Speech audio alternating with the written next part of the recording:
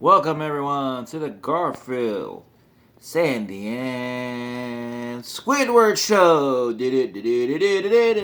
Nah, we're not doing that. We're not doing that. No, we're just messing around. I'm doing a new video here. I'm very tired. Come to Wary with Cary. Have you figured out what we're looking for? Just look around you. See, this would have made more sense if I did this last time. I actually moved the camera on. The joke actually works now. Wow. Fuck that. Can you see what we are looking for? We are looking for. That's right. Today we are looking for. Da da da da da da da da. The Mandela effect. Actually, trick question because there was nothing in my room for that. But anyway, what's the Mandela effect? Well, let's see. I don't like that name, first of all. I like the McMahon effect. The McMahon effect. Over Mandela effect. And I don't mean Vince McMahon. That's why I think people don't call it that. Because people would automatically jump to Vince McMahon. But I mean Ed McMahon. Now, let me explain a few things here. First of all, this probably won't be all I talk about in this video. I might make it like a combination. I have another idea, like to look at some funny-ass cartoons. But we'll see, you know. We'll see. How far I go in 35 minutes, if I even make it 35 minutes long. I don't know. This is me flying without a net, if you will. The Mandela effect is basically the idea that people are possibly misremembering past events, movies, shows, people, or that these events happened, but they are now changed somehow. They get a different reality. That's the real Mandela effect part where you think it's changed. And I do believe in this to an extent. Mainly because of Ed McMahon. Now it gets its name from Nelson Mandela, who is he was a South African president. He was also in prison for many years and tortured and beaten and stuff. And he came out and ended apartheid, ended the racism of South Africa. I don't know the whole racism, but he ended the racist practices that were horrible. And he died, I believe, in 2000 something, but people seem to remember him dying in 1980 something in prison.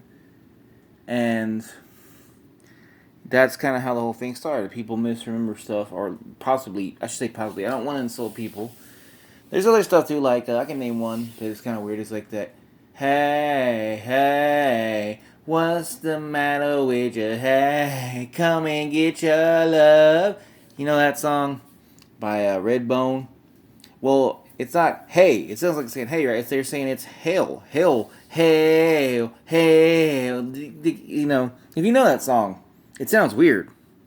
And there's also like we are the champions of the world, which is a one I kind of personally think about. I'm not. And there's also the one like about Shazam, Kazam.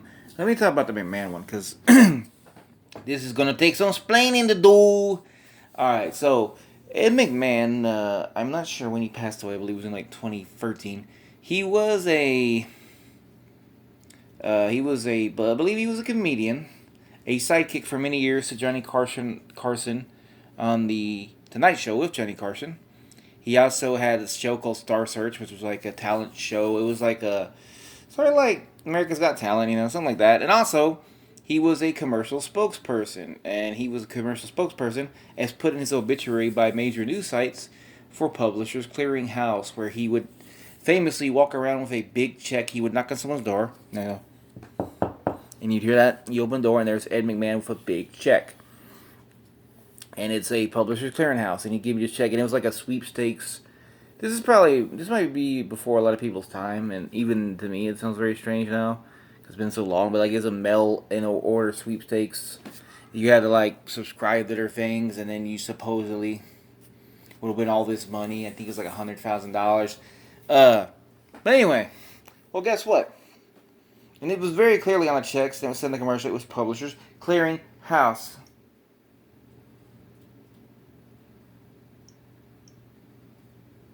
All right, so the thing is.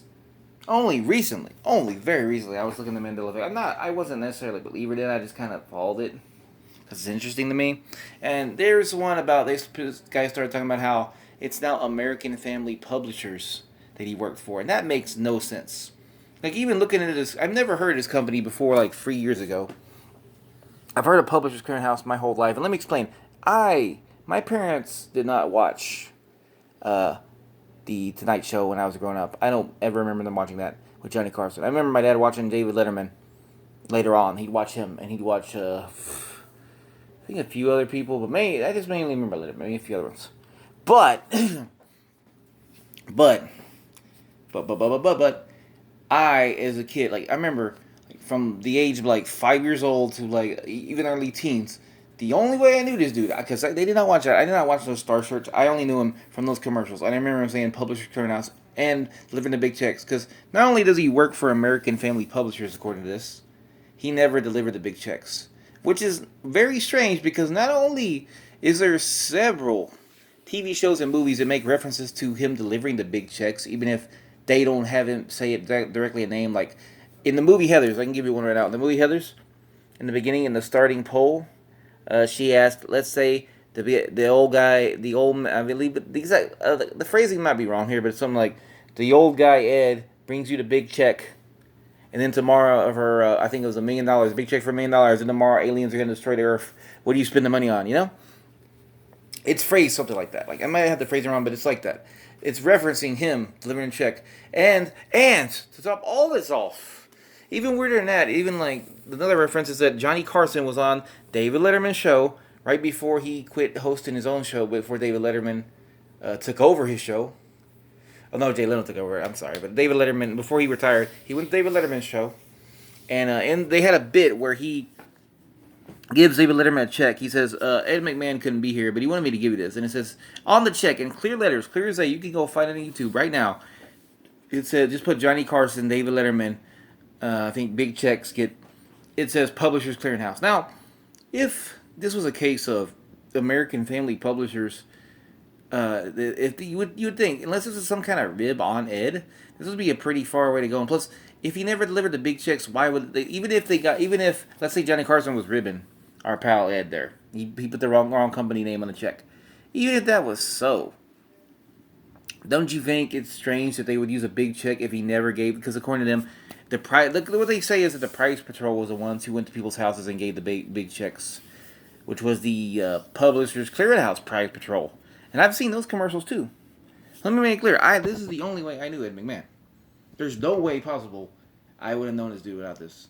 But I would say, in addition to all these movies and shows referencing it, Ed himself has referenced it before he died. He did a terrible rap song in a commercial where he said that he gave the big checks. In the 80s, I was giving people the big checks, something like that. Not the exact line, but you get it. This is starting to be a long explanation for what wasn't going to be the main part of the video. But anyway, here I go, rambling again. Which, But there's also a part where a commercial in the early 2000s that I remember seeing, and you can find on YouTube too, where he's doing like a neighborhood watch. He's saying, start a neighborhood watch, like a PSA. And every time he knocks on the door, every single person there thinks they're getting a check. They're thinking he's there to give them money. Because it's Ed McMahon. See, this is very straight. Now, I will acquiesce that maybe there's a solution to this particular Mandela effect. A McMahon effect, maybe. That it could be a thing of a lawsuit thing where American Family Publishers sued Publishers Clearinghouse. Or no, let me rephrase that. Maybe Ed was working for both companies and he wasn't supposed to and he got busted. So he got sued, maybe one company sued the other, American Family Publisher. Because American Family Publisher went out of business in 1996. So maybe they sued them, and part of the lawsuit that settled was like they couldn't talk about him delivering the big checks. They couldn't talk about it. They weren't allowed to mention that anymore. Maybe. But that's very strange because if this company went out of business in 96, it is possible there's statute of limitations that go beyond the company. Like Paul Heyman in his DVD famously said he couldn't talk about the lawsuit he made against WCW. So it's possible. But I do find it very strange. Because unless this company sued themselves into bankruptcy, it's pretty weird. Especially when you consider the idea that even after his death, that you're not allowed to talk about that. That people just kind of shut you down. And I've gotten arguments with Redditors about this, but this is what I believe. And you might think, what do I think happened to Mandela effect? I don't know. I think my most popular theory is like there's two Earths. You know, there's two Earths, and maybe the two Earths are colliding. Maybe not in the bad way, kind of like a Donnie Darko situation. Maybe this is wild. I don't know. But anyway, I want to talk about another one. Believe it or not, I was gonna talk about one that isn't as personal, but it's interesting. Is that okay? So, if you're somebody who grew up in the '90s, and if you're not, I mean, you might have heard the song anyway. But if you might have heard a song, an R&B song called "I Swear," and I'll sing a little bit when that goes. I swear by the moon and the stars and the sky, I'll be there. I do not like that song, by the way. I don't like it. I think it sucks. I think it's trash. But, and you might have also heard this in South Park played, but it was played by a country singer. Now, without that being said, if you've heard this song, without me telling you, who sings this song? Who do you know sings it? What band? What R&B band? Now, I gotta ask. You know, obviously I can't hear you. But did you think Boyz II Men? Because that's who I thought sang the song for 25 years at least. But until very recently, like the last 7 years, let's say. I'm not quite sure the exact timetable, but my friend asked me to find the song. No, he asked me when to download it, and I told him, oh, it's Boyz II Men. And he got the song, and it wasn't Boyz II Men. It was a band called All For One. And I mean, I've literally never heard this band.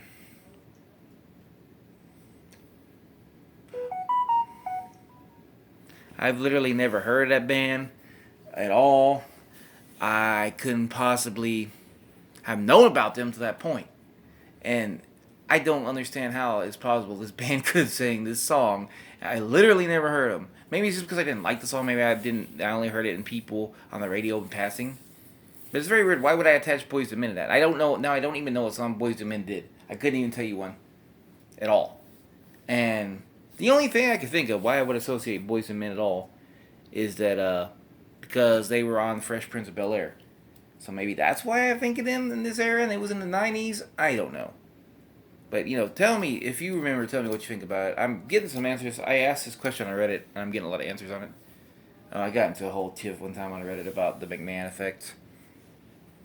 Which, you know, whatever. By the way, fun fact about that, I'll add one little other thing. And I know this might not be interesting to people because a lot of this stuff is more personal to me because it's my growing up, and maybe this is beyond your time, or also maybe it's just something you don't know about. But like I tried asking a family friend of ours, like my parents' friend, like I asked him, "Hey, you remember Ed McMahon?" He's like, "Oh yeah." I'm like, "Well, what was he famous for?" And he goes, "Oh, well, he was on the Tonight Show. He was the sidekick of Johnny Carson." I go, "Oh, was there anything else?" And he goes, "Yeah, he used to do those commercials where he was delivering big checks for Publishers Clearinghouse." I did not prompt him. I just asked him what else. He could have literally told me, "Oh, you know, he had Star Search." Like that was exactly the second thing he went through. Like he knew Tonight Show and he did that. So to me, this is very strange. I think this is the thing people think of when they think of Ed McMahon. Anyway, I don't know if I'm on top of the Mandela effect anymore. I mean, it's okay. There's other videos on it. People go big videos on it. Oh, another weird one. But this was talked about by, I don't remember his name. It's something Moneybags on YouTube. I'm sorry. I can't remember the exact numbers he puts. I can look it up real fast. But anyway. So, apparently Gallagher, the comedian, the guy who smashed watermelons with hammers. You might know him as that guy. That's the only thing I ever known he did. He's never worn rainbow suspenders. Ever. Despite the fact that a bunch of people who played him, whereas Dave Chappelle, I don't remember the rest of them, they wore the rainbow suspenders. On Simpsons, he had the rainbow suspenders. Everywhere. You could not find one picture on him on Google wearing rainbow suspenders. Now, I might have a solution to this Mandela effect. I don't mean, you know, to be the guy that's raining people's parade, but he has a brother named Gallagher, and he's a twin brother, and he did some of his acts, you know, whenever he was sick or something, or in other towns to kind of double the money, but then he was supposed to pay him like a certain amount, and then eventually he sued and told him to stop paying him because he wasn't paying him enough or something like that. And so maybe his brother was the one wearing the rainbow suspenders. Maybe that's why. Maybe as part of the lawsuit, you know, the results don't show up as much because maybe Gallagher has found a way to kind of, I wouldn't say scrub the entire internet, but like make it where it's harder to find the pictures. I don't know. Something like, you know, something like that. That's what I'm thinking.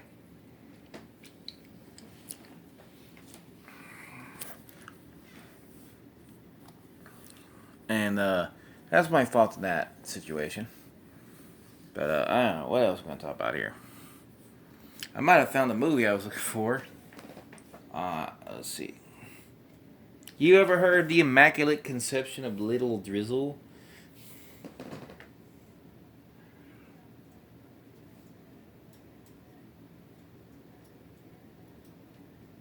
Yeah, this is the one. Who played in this? Like, it doesn't even tell you. I thought it had. Oh, how did I not know that had Alex in it? What? What the hey? I wonder if there's a guy who looks like.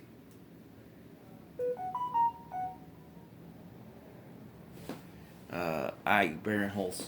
Anyway, yeah, that movie's strange. I just watched it. It's pretty fun. Pretty goofy. Wow. I think that might have been the only reason you can watch that movie. Like Clerks Reimagined by William S. Burris.